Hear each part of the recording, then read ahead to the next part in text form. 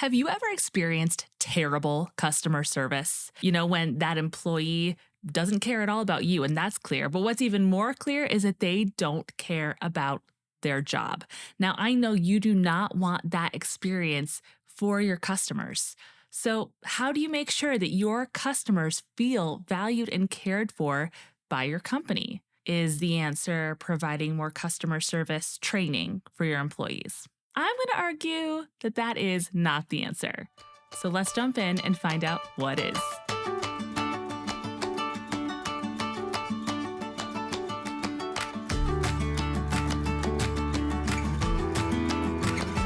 Hey there, friends. Welcome back to the Culture Keepers podcast. My name is Kara List, and I am your leadership coach. And on the podcast, we discuss topics that will empower leaders like you to cultivate thriving workplace cultures where your people feel connected to their work and to the mission, and they are thriving, your team is thriving.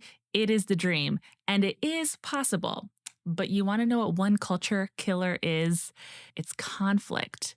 And conflict exists in every organization. If you're not addressing it, do not be fooled. It is there. And one of the biggest culture killers is not just conflicts, but not addressing conflict. And that is your responsibility as a leader. I need to break it to you. It's no fun. No one likes it, but it is one of the most rewarding things. And one of the reasons we tend to just kind of hope that time will heal all wounds and kind of sweep it under the rug and hope that by next week people get along is because it's uncomfortable. It's because we don't have a level of confidence to know what to do first, second, third, fourth, and how to ensure that this is going to be something that has the potential to work out in the end and make us stronger. So I have a guide for you. It's a conflict resolution guide where you can just in 4 steps have drama-free conflict resolution. And this guide is just really meant to give you confidence to know what to do.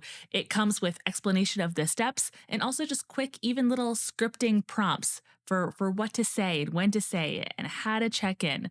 So I encourage you to download it today to ensure that you will be ready to handle those conflicts when they do indeed come. So go ahead and go to www.heycarolist.com/conflict and grab it there or go right to the link in the show notes. Okay, I'm going to bust a myth. You ready? Many businesses think that if you start focusing on the customer experience, start with the outside, making sure that that customer experience is just awesome, that it will seal the deal for success in your brand. I'm going to argue that it's not on the outside that really makes a difference for your brand and the customer experience with your brand. It's actually what is happening on the inside. It is your team dynamics, your team values, and even your processes that inevitably shape how your customers experience your brand. So here's what I'm going to argue today. Here's my thesis. When you take care of the needs of your people first, they will organically and naturally want to and be able to care for the needs of your customers. Why do I believe that that's the case? Well, when your employees' needs are met, they have the bandwidth to be able to care for the needs of your customers. We might get tempted, like I said before, to think that what our people need, what our employees need is just more customer service training. And sure, there's definitely a time and place for training people and how you want them to interact or what you want them to say, what the script is, like your expectations for how they do their job. That's not what I'm talking about. And here's kind of a personal example. Imagine that you were in a grocery store. This has most likely happened to you. And you see a mom with babies. And the babies are crying and screaming and for no reason, right? You don't know what they want. They don't know what they want. The mom doesn't know what they want. And in that moment, the mom just has to kind of get through the situation, right? Like either abandon the cart and run for the door or just try to make it through this grocery shopping trip. Not speaking from personal experience. No, but for real. I remember surfboarding, the surfboard pose. If you're not watching this on YouTube, it's, the child is parallel to the floor and you got them linked under here and you're just beelining it for the car. You just got to get out of there. Those days are behind me, but they are not for many moms. And you've seen those moms in the grocery store. Now, let's say the mother reacts in a way that isn't probably the best, right? There are 2 things that could be determined from this. It could be wow, that mom needs a parenting class. But really, the truth is, that mom needs a nap. Because when your needs are not being met or are being stretched, you just don't have the bandwidth to be your best self. You don't have the bandwidth in that store to be like the mother you dreamed of being before you had kids when you were more rested, right? And it's the same thing in the workplace. When your needs are not met, right? We're going to call it a nap in that other situation, but it could be all sorts of factors. And when those things are not met for you, you just don't have the bandwidth to meet the needs of your customers. And it doesn't mean you're a bad employee. And it doesn't mean that you even need more training. It means you need a quote nap. Another reason why I believe this is true is because when you feel safe, then you have the natural ability to be others focused. So I have lots of friends that are school teachers, and I was actually a public school teacher for the first 5 years after I graduated from college. And I know this firsthand, and I see it all around me, my friends who are employed in schools. And that is if you have an administrative team that is super supportive, that you know believes in what you're doing in your classroom and trusts you and supports you and always has your back, it's the best. And when you don't, it is the absolute worst. So when you do have that, then even if you have kids in your class that are more challenging and you may need some help with, you know that you can take some risks in trying new things to really meet the needs of all of your students because that's going to be supported. Whereas if you try something and it doesn't go well with a student, maybe their behavior isn't awesome and you need that help and the administrator is blaming you for it, then you tend to think, well, I'm not even going to try then because clearly I tried to do something that I thought would help this student. And really, when I needed support, I didn't get that. And so now I have to really focus on my safety here, right? Like I don't feel safe in this work environment. And so I don't feel free to try new things and really serve these kids in diversified ways. I can't differentiate what I'm doing because I'm too afraid that I won't be supported in it and I will get blamed for it. So why even try? And the third reason I believe it's true that when you take care of your people, they will take care of the customers is because it just happens organically. When things are healthy on the inside, it translates. Like people can tell, customers can tell. And so, what is happening with your values, your team dynamics, all those things internally naturally shape the view of your brand. It just happens that way. Okay, great. So what? What do we do? And this ultimately just circles back to the kind of the same things that I really just teach all the time. And that is that as the leader, it is your primary role to cultivate a thriving workplace culture. And you can't create a workplace culture, right? You can't do that on your own.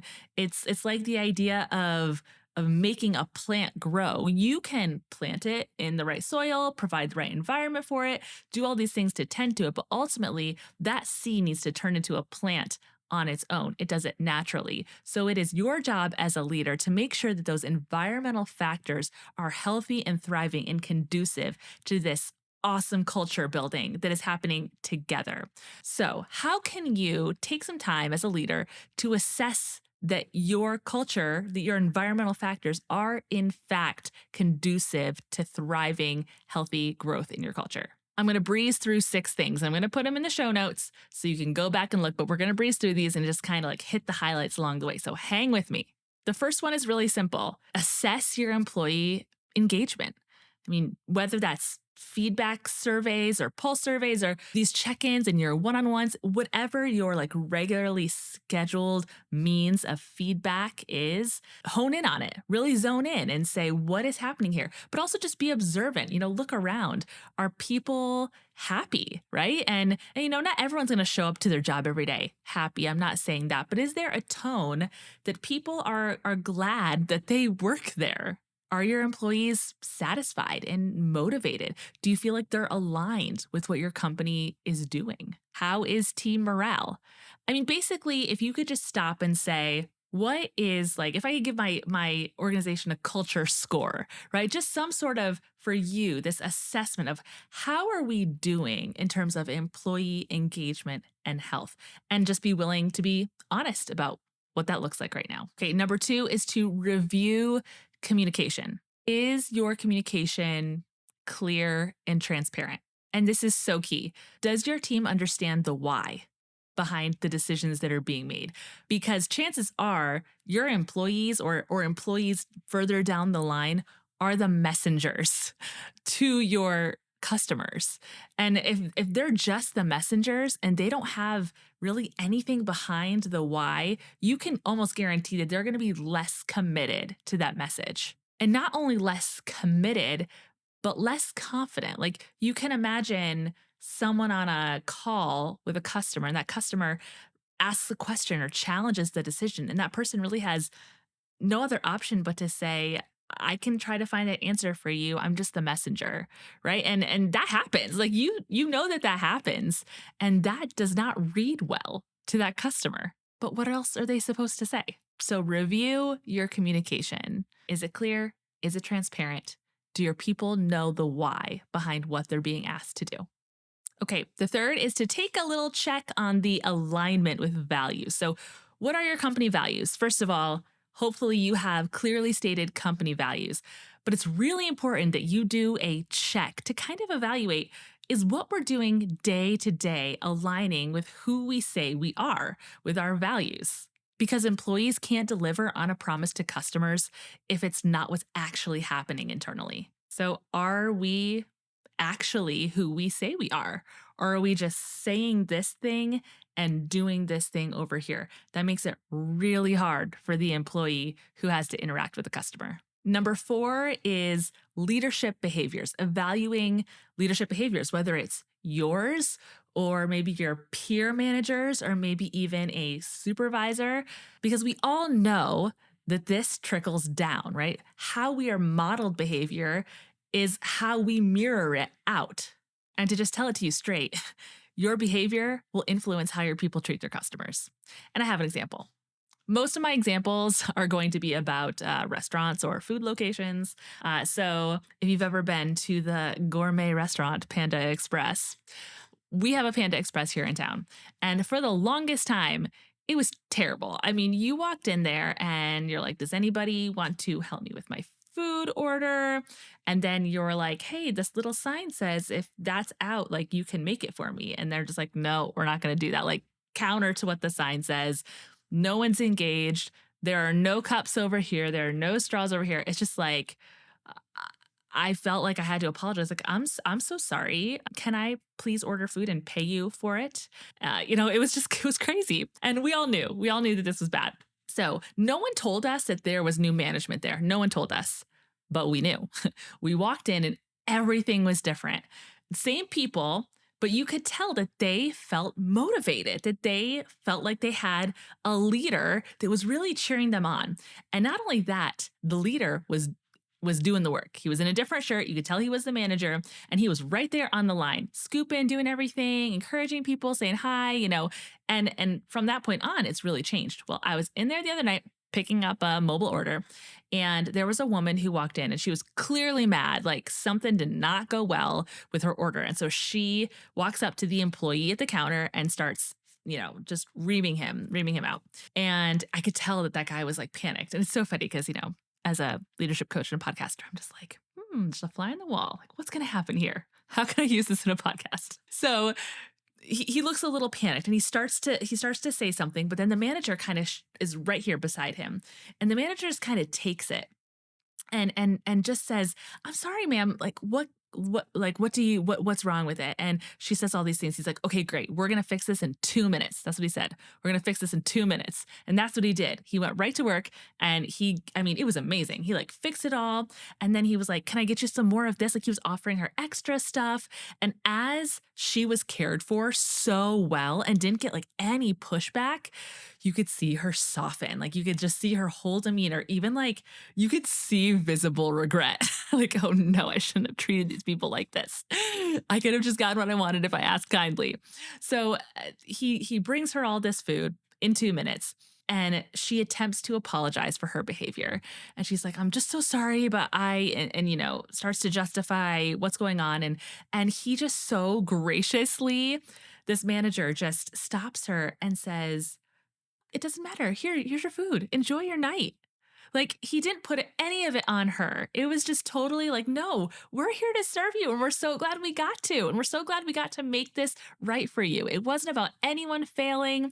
People felt safe to say that. And then she walked out and he immediately like had my order ready for me. And off he went with his night. And it was just so amazing how in that moment, not only could you see the turnaround in that restaurant, but you could just see firsthand how that manager modeled what he expected and how people were treated. And I can guarantee, because you could just tell it was so authentic and so genuine, that that's exactly how he treats his employees. So let's let that be an example and a challenge to us as leaders. Number 5 is to measure team dynamics.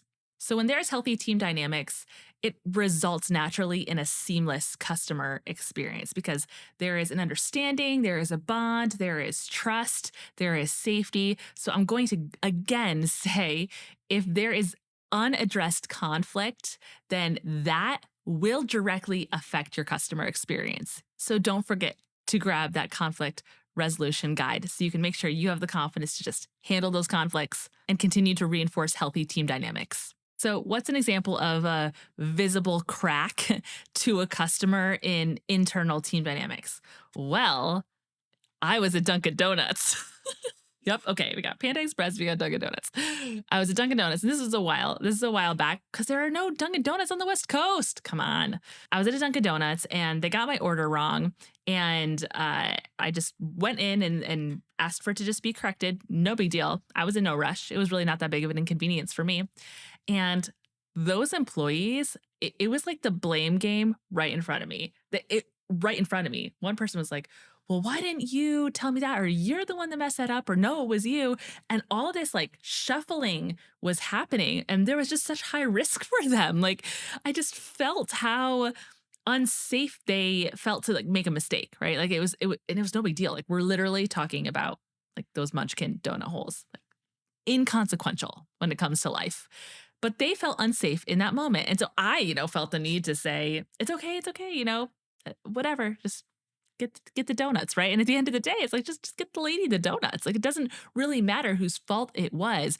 I was not cared for in that moment by just someone saying, I'm so sorry, let's fix that for you. Because they were too busy dealing with interpersonal conflict on the team. And the last, number 6, are you still with me? Are you hanging on? I know I'm breezing through a lot of this quickly. Number 6 is to inspect burnout and evaluate your processes. So why those together? Well, obviously, when your people are burnt out, then they don't have the bandwidth to really go the extra mile for the customer. But also, if you have a process that isn't streamlined or not clear, or you have cracks in it, then they don't have simply the tools to go the extra mile for their customer.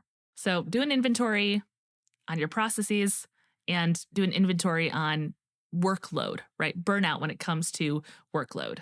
Okay, we're going to run back through those real quick, really quick. Assess employee engagement, review communication, check for alignment with your values, evaluate your leadership behaviors, measure team dynamics, and lastly, inspect burnout and your processes. Now that feels like a lot, a lot of things. So I'm going to kind of help you like wrap it up in a nice little package with a bow, because if you've listened to any of my podcasts, the last thing I want you to feel is more of this burden of the impossible, right? Like what you feel like you could never achieve or accomplish, or all these things that you can't fix because you have outcomes you have to drive and all of this. So how can we just kind of bundle this up into a little package, something that you can take with you today? So here it is.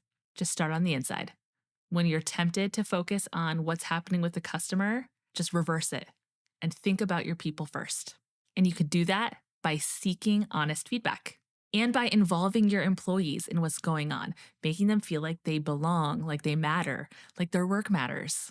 And then just keep doing that, like keep doing it consistently, because this kind of internal alignment creates authentic customer value that is natural and it's not forced. Ultimately, when you do this little care for your people, get feedback, create alignment, and rinse and repeat, then what your employees feel is that you as a leader and that your company, your brand is sincere. And that sincerity builds trust. And that sincerity leaves room for mistakes to happen by you, for you to apologize. And people are ready and willing to say, yeah, it's okay. We're a team. Like, I know that you are sincere. And I know that our company is sincere. Like, we align with these values that serve people well. And so those dynamics soften.